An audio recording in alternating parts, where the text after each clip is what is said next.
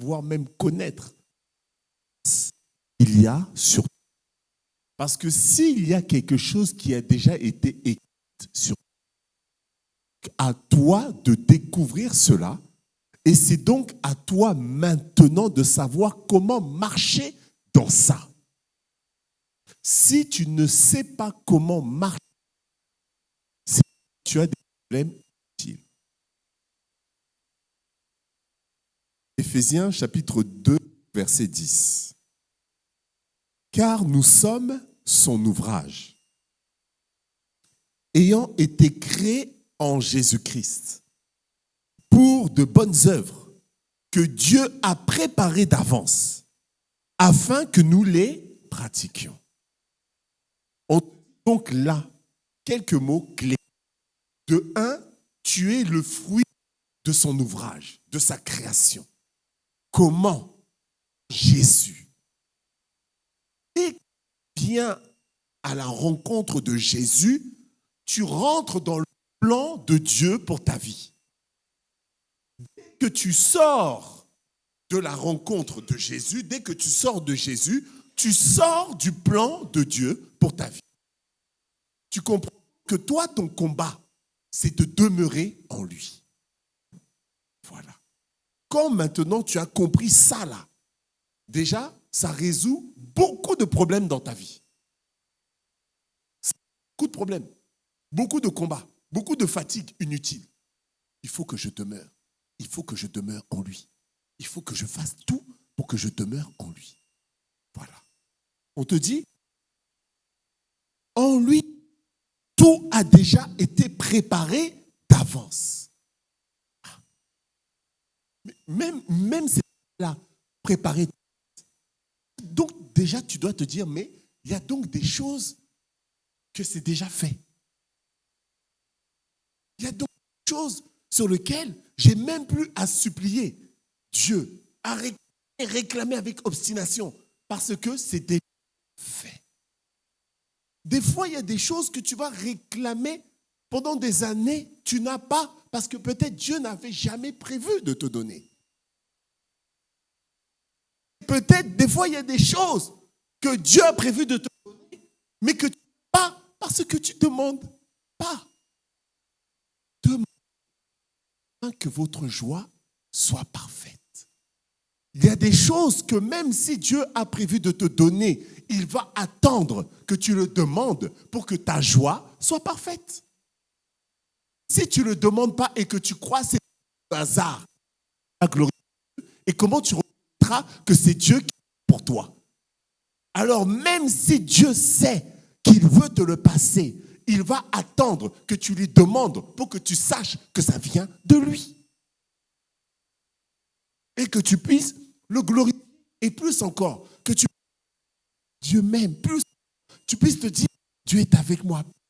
Tu peux te dire, mon ami, mais si il n'attend pas que tu lui demandes ce qu'il a prévu, comment toutes ces choses? Bien. Et on te dit, afin que tu pratiques. Afin que nous les pratiquions. Voilà. Ça là, ce qu'on vient de lire, c'est ça la grâce. On va continuer. Cette grâce-là, tu vas pouvoir y rentrer pleinement dans ça seulement quand tu as la révélation de qui est Jésus. Quand seulement toi-même, tu as eu une révélation, une rencontre spéciale de Jésus. Je ne parle pas de la petite rencontre. Ah, oui, j'ai donné ma vie à Jésus. Oui, oui. Non, je ne parle pas de ça. Je parle de la rencontre personnelle. Quand on parle, on te dit, la sœur, là, elle a vu Jésus dans sa chambre. Je te parle de ça. Plus tu connais Jésus, plus la grâce de Dieu sur ta vie sera effective. Plus tu vas la vivre.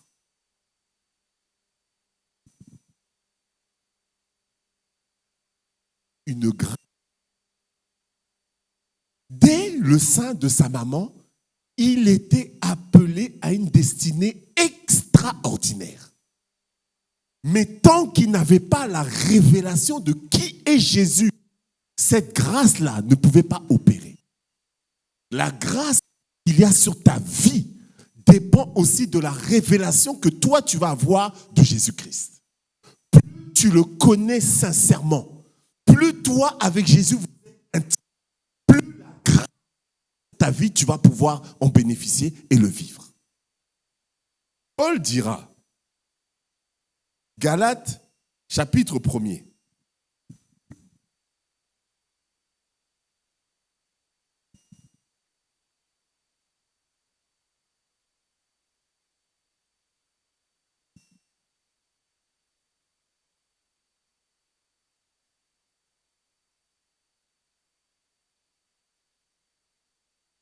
Au verset 15. On va prendre même dès le verset 11. Je vous déclare, frères, que l'évangile qui est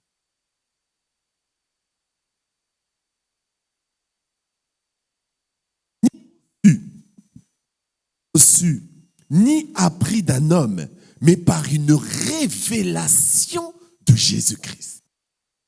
Regardez, on continue. Fait quelle était autrefois ma conduite dans le judaïsme. Comment je persécutais à outrance et ravageais l'Église de Dieu. Comment j'étais plus avancé dans le judaïsme que beaucoup de ceux de mon âge et de ma nation, étant animé d'un zèle excessif pour les traditions de mes pères. Mais lorsqu'il plut à celui qui m'avait mis à part dès le sein de ma mère et qui m'avait appelé à grâce, révélé en moi son Fils, afin que je l'annonçasse parmi les païens, aussitôt je ne consultais ni la chair ni le sang. Et je montai point à Jérusalem vers ceux qui furent apôtres avant moi, mais je partis pour l'Arabie, puis je revins encore à Damas.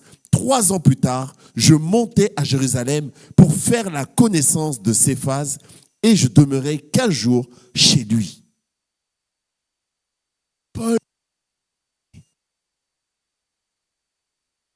n'est pas bien Jésus. Cette destinée-là.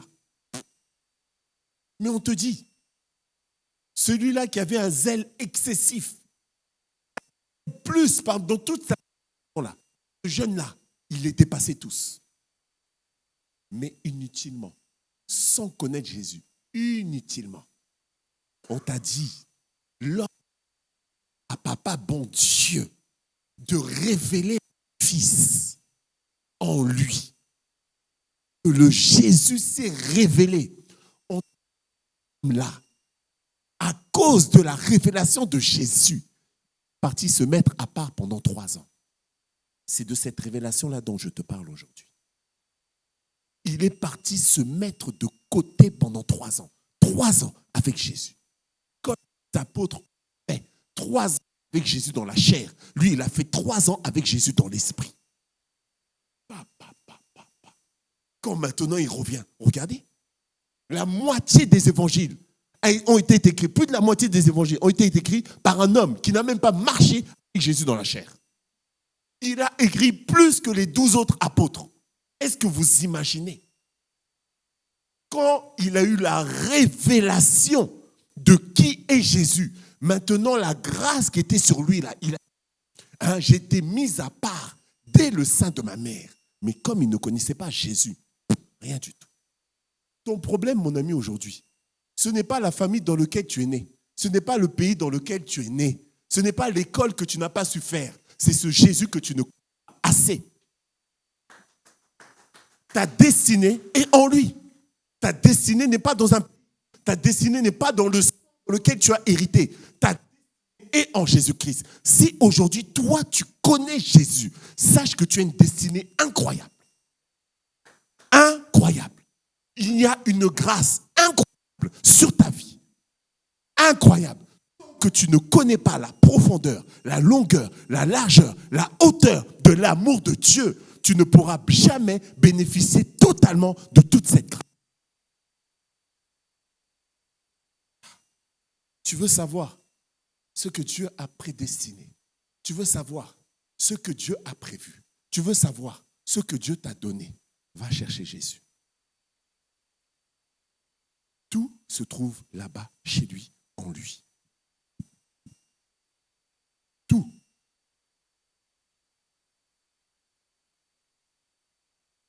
La révélation de Jésus est incroyable. Samuel, un grand prophète comme ça, c'est lui qui est parti oindre Saul. C'est lui qui est parti oindre David. Un prophète incroyable, venant d'une maman dont l'histoire est incroyable. Sa mère qui ne pouvait pas avoir d'enfant. Donc, lui déjà, tu le regardes, que dès le sein de sa maman-là, il est mis à part. Il est mis. Mais regardez ce que les Écritures nous disent. 1 Samuel, verset 3, chapitre 3, au verset 7. 1 Samuel 3, 7.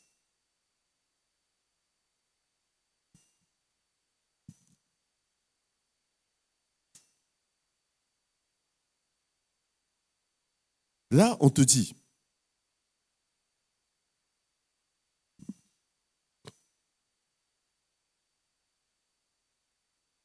on va prendre au verset 4, 3, 4. Alors l'Éternel appela Samuel. Il répondit, me voici. Et il courut vers Élie et dit, me voici, car tu m'as appelé. Et il répondit, je ne t'ai point appelé. Retourne te coucher. Et il alla se coucher. L'Éternel appela de nouveau Samuel. Et Samuel se leva, alla vers Élie et dit, me voici, car tu m'as appelé. Et il répondit, je ne t'ai point appelé, mon fils. Retourne te coucher. On te dit au verset 7. Samuel ne connaissait pas encore l'Éternel et la parole de l'Éternel ne lui avait pas encore été révélée. La parole de l'Éternel, c'est qui la parole de Dieu? Il a dans le temple comme la maman avait prévu. Dieu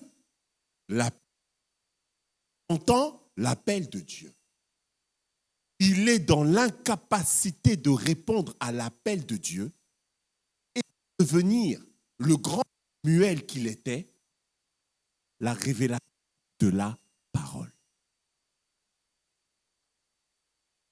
Il est là, dans le temple. Il est là, parmi Élie. La voix de Dieu, il entend. Impossible de répondre parce qu'il ne connaissait pas la parole. Il y a des appels qui ont à être répondus. Ceux qui sont appelés n'ont pas d'intimité avec Christ. Ceux qui sont appelés ne savent pas comment répondre à l'appel. Disent, pasteur, je sens qu'il y a un appel, mais je ne sais pas comment répondre. Est-ce que je dois dire, juste dire oui? Si tu as un appel, va chercher Jésus. C'est comme ça qu'on répond à l'appel de Dieu. Tu es appelé à quelque chose de spécifique. Alors ton intimité, ta révélation de Jésus doit être aussi spécifique. La révélation que tu as de Jésus doit être différente, doit être incroyable, doit être. Les gens, quand ils vont t'entendre parler de lui, ils vont dire, ah, c'est pas possible. Lui, avec lui, à l'époque des apôtres. Jésus, la révélation de qui il est, c'est ça qui va te donner la révélation de qui tu es. La révélation de qui il est, c'est ça qui va te donner la révélation de ce que tu dois faire. La révélation de qui il est, c'est ça qui va te donner la révélation de là où tu dois aller. Tout ça se trouve en lui, plus ta relation avec lui est forte, plus la grâce qu'il y a sur toi sera forte.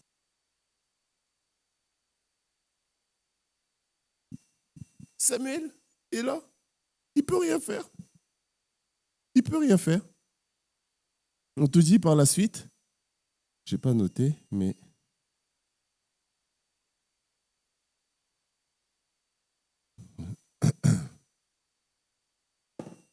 On te dit au verset 19, on te dit Samuel grandissait.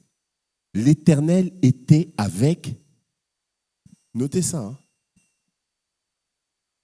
Tu commences à avoir la révélation de Paul. On te dit, l'Éternel était avec lui. C'est sa grâce. Et avec toi. Regardez. On te dit. Il ne laissait tomber à terre une des paroles. Plus la parole de Dieu, plus Jésus est révélé dans ta vie, plus la grâce de Dieu avec toi sera sur toi. Regardez la suite. Au verset 21.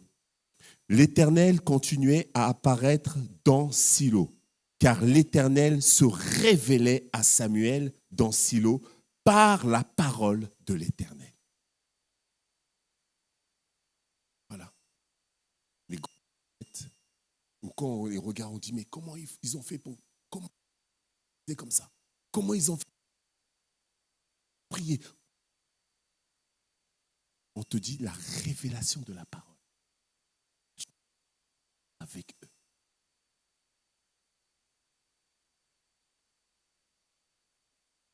Papa Paul, il répond à l'appel. Il dit oui, il a la révélation de Jésus. Il rentre maintenant dans le plan. Il a un problème. Il ne saisit pas maintenant.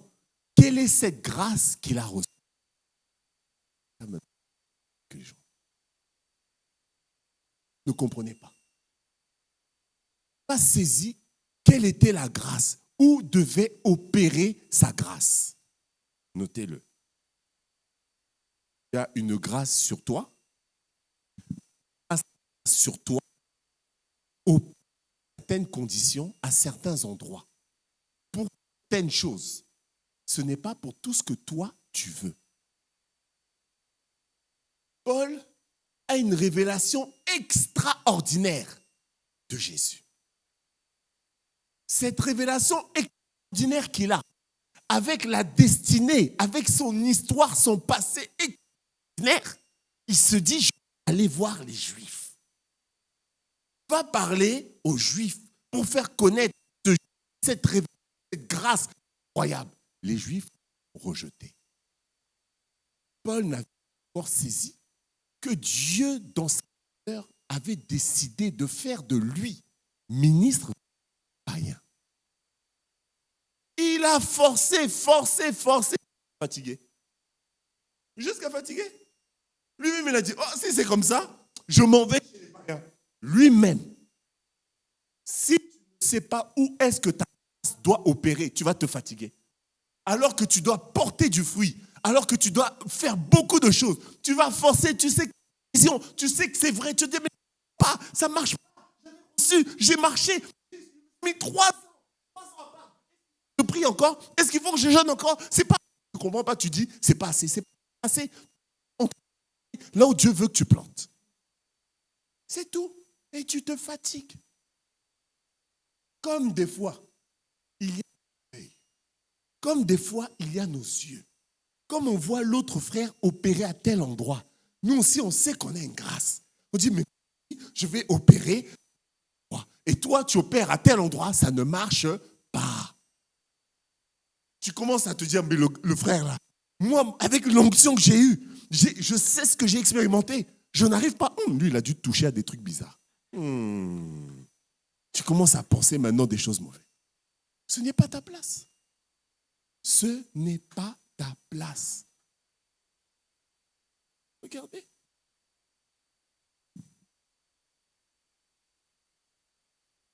On te dit.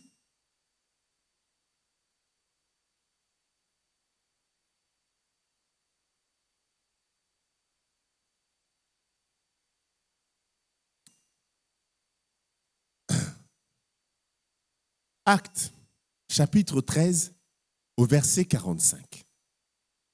L'apôtre Paul et papa Barnabas ont prêché, ils ont fatigué, tac, maintenant ils sont partis, ils sont là avec des juifs, maintenant il y a les païens, et les juifs se lèvent encore, ils disent, vous là, ils commencent à leur faire la guerre. Au verset 45, on te dit, les juifs voyant la foule que Paul et Barnabas étaient en train de réunir, furent remplis de jalousie. Et ils s'opposaient à ce que disait Paul en le contredisant et en l'injuriant. Au verset 46, Paul et Barnabas leur dirent avec assurance, c'est à vous premièrement que la parole de Dieu devait être annoncée.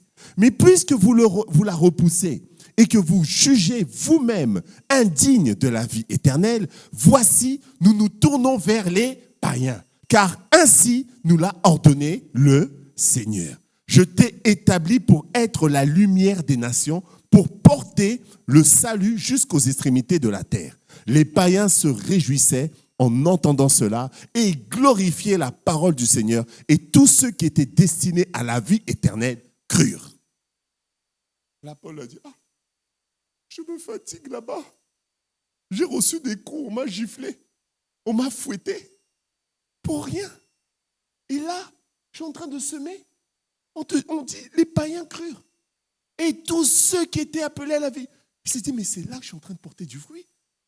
Mais je me fatigue pour tout. Regardez. Galates, chapitre 2, au verset 8.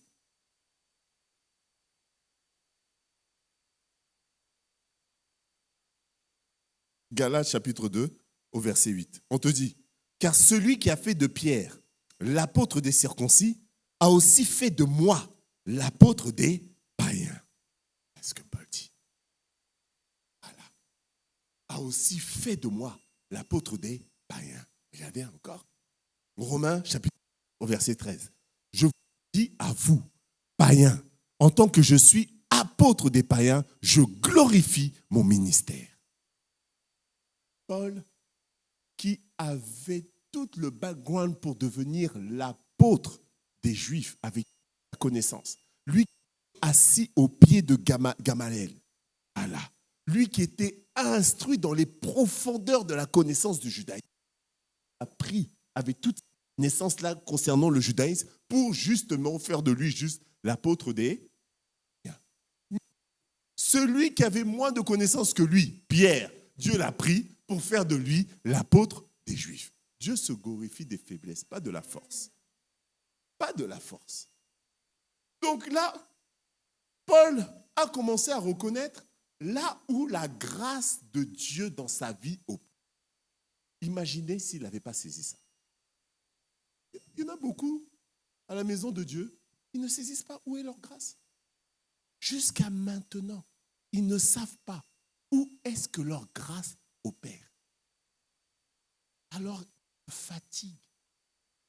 ils se fatiguent. Ils se fatiguent, ils se lassent. Ils ne peuvent plus servir. Parce que c'est devenu... Le service est un joug léger et doux. C'est devenu un poids. Un poids.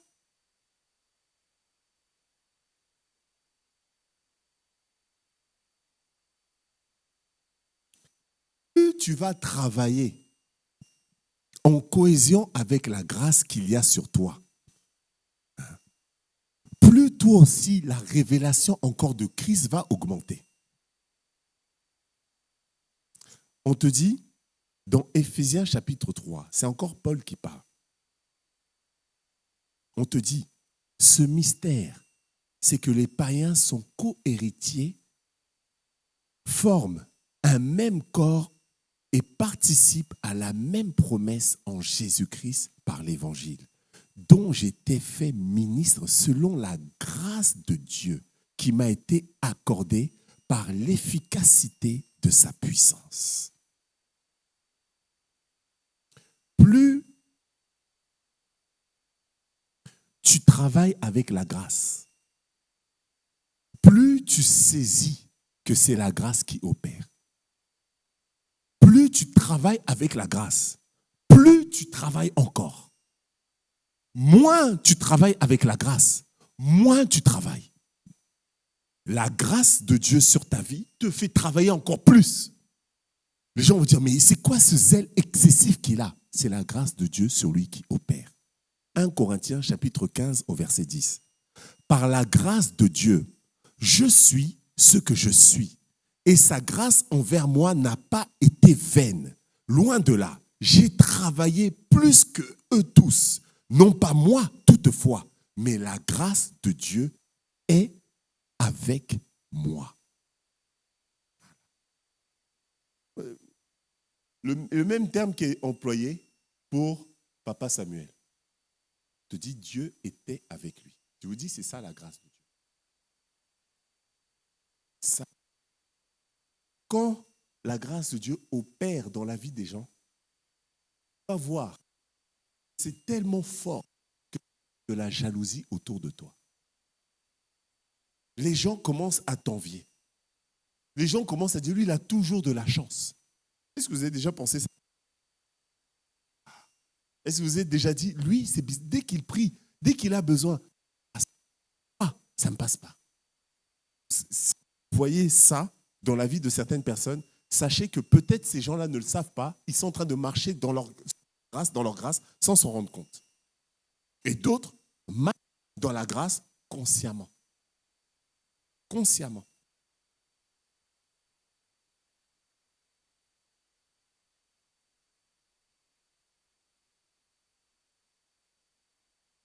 Éphésiens, vous voyez, là c'est Paul, maintenant il a compris la grâce. On te dit, mais la grâce qui était, j'ai pas travaillé vainement. Éphésiens chapitre 3, verset 7. Il te dit encore, dont j'ai été fait ministre, selon le don de la grâce de Dieu qui m'a été accordée par l'efficacité de sa puissance. À moi qui suis le moindre de tous les saints, cette grâce a été accordée d'annoncer aux païens les richesses incompréhensibles de Christ. Il comprend la grâce qu'il y a sur lui, ça va où? S'il ne va pas dans ça, c'est fini. La grâce n'opère pas. Il va pouvoir travailler lourdement plus que beaucoup de personnes parce qu'il n'est pas dans la grâce. Quand tu demeures dans la grâce, c'est là que c'est puissant. Peu importe la situation dans laquelle tu te trouves, toi, tu as la grâce. Et à être dans la grâce, communion avec Dieu par la parole et par le Saint-Esprit. Plus tu as une révélation profonde de Jésus, plus ta révélation de Jésus est profonde, plus tu sais ce que tu dois faire avec lui. Plus tu sais ce que tu dois faire avec lui, plus tu marches dans la grâce. Plus tu marches dans la grâce, plus tu demeures dans le repos et tu portes du fruit. On te dit, concernant Papa Joseph, situation difficile, épreuve, attaque, embrouille avec la famille, esclavage, prison, etc. Mais la grâce est là. Quand la grâce est là dans ta vie, les gens auront beau tout essayer pour t'anéantir, pour te mettre vraiment le plus bas possible. Ils n'y arriveront pas. Même tu ne comprends pas, qu'est-ce qui te maintient encore debout? Qu'est-ce qui fait encore que tu avances? Qu'est-ce qui fait encore que tu réussis et tu portes du fruit? Grâce. Je te dis, regardez, Genèse chapitre 39 au verset 2. Un homme qui est fait esclave, regardez ce qu'il est dit. L'Éternel fut avec lui, en parlant de papa Joseph. Et la prospérité l'accompagna. On dit l'Éternel est avec lui. Et quoi? Là, mais esclave. La prospérité l'accompagne. Regardez la suite. Il habitait dans la maison de son maître, l'Égyptien. Au verset 3, son maître vit que l'Éternel était avec lui. Quand il y a des grâces sur il y a certaines personnes qui vont le voir. Même ceux qui ne connaissent pas Dieu. Dire, lui, il a quelque chose de spécial. C'est comme ça que les gens disent dans le monde. Comme ils ne connaissent pas ce qu'ils disent, il a quelque chose.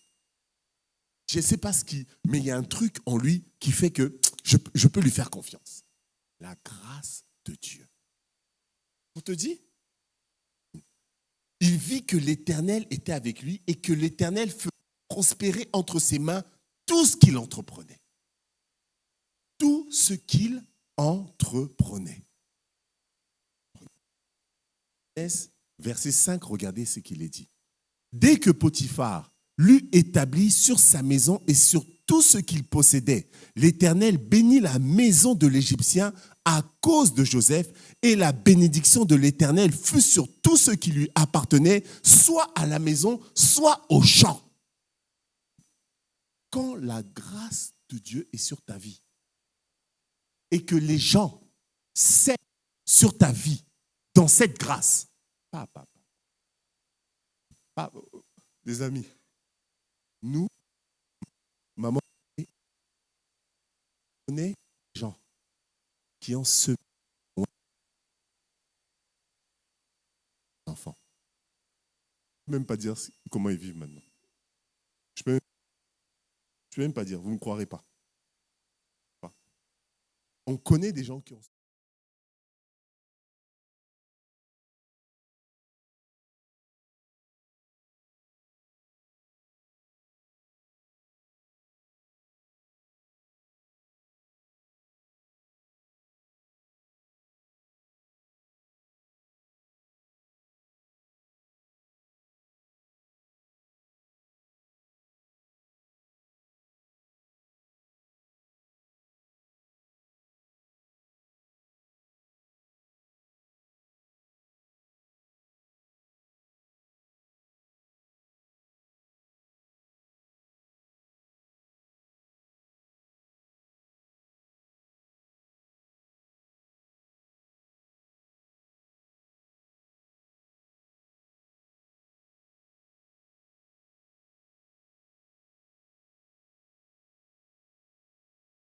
dans cette là, les gens, certaines personnes vont venir et vont vouloir t'encourager. Et bien quand ils le font, ils sont bénis parce qu'ils sont en train de faire ce que Dieu veut que toi tu fasses. Ils sont en train de t'encourager. Ils investissent dans Dieu avec toi.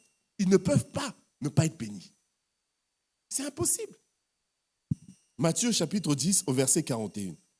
Celui qui reçoit un prophète en qualité de prophète recevra une récompense de prophète. Celui qui reçoit un juste en qualité de juste recevra une récompense de juste. Je n'ai pas la suite, mais la suite est aussi tout intéressante.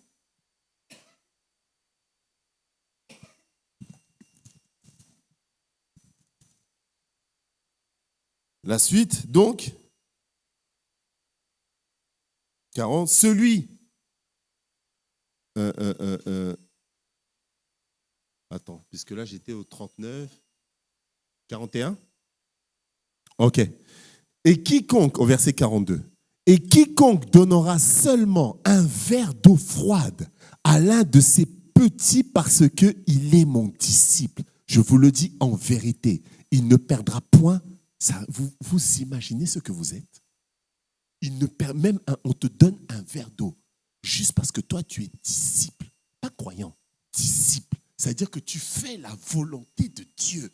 On va te trouver là où tu es en train de faire la volonté de Dieu, servir Dieu. On te donne un verre d'eau. La personne qui fait ça est bénie parce que la grâce de Dieu est sur toi.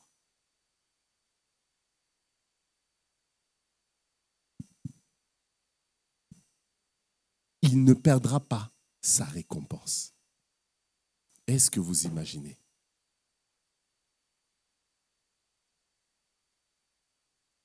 Donc, notez-le, très important. Il y a un plan.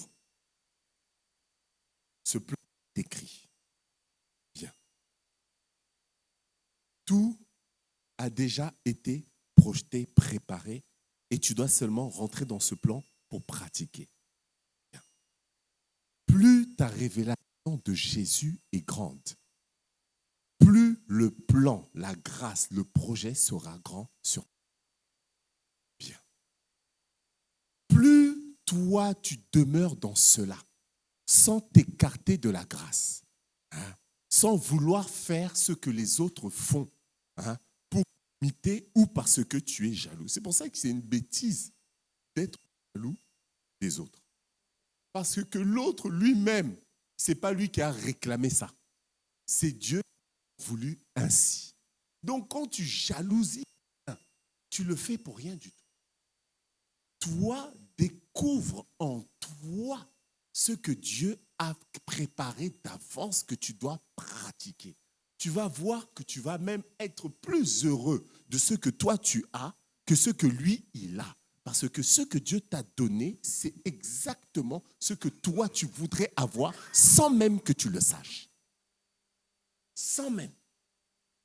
Dieu sait exactement ce qu'il faut. Il te connaît que toi-même. Ça, tu ne peux même pas imaginer. Quand maintenant tu as la révélation là, hein, de Jésus, quand maintenant tu as la révélation de la grâce qu'il y a, comme la révélation de la grâce qui opère auprès des païens.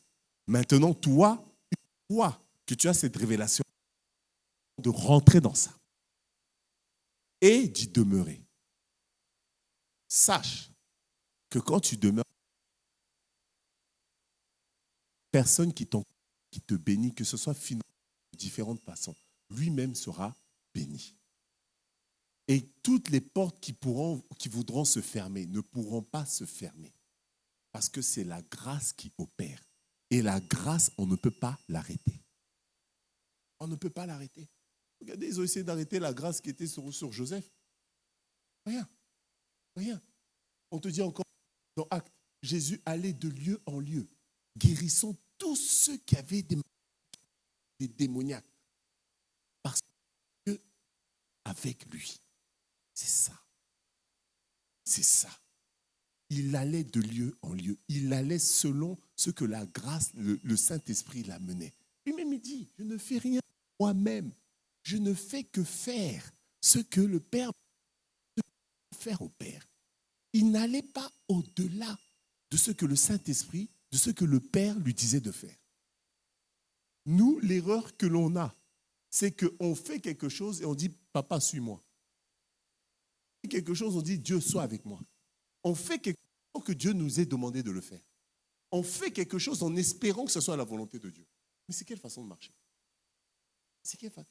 Si tu ne sais pas, hein, ne fais rien. Reste seulement assis. Jésus, il devait aller à un endroit, il y avait une fête quelque part. Ses frères lui ont dit, vas-y, comme tu veux te montrer, vas-y. Il a dit, ce n'est pas encore mon temps. Je reste. Il n'est pas parti. Quelques temps après, Jésus, il dit, j'y vais. Qui lui a convaincu? Le Saint-Esprit. Il ne fait pas ce qu'il veut. Il dit, je reste. Finalement, le Saint-Esprit dit, ah bon, j'y vais. C'est comme ça, toi aussi, tu dois marcher. Tu obéis à l'Esprit. Tu n'es plus maintenant une personne charnelle. Tu es une personne spirituelle. Tu marches par l'Esprit. Amen. On va prier.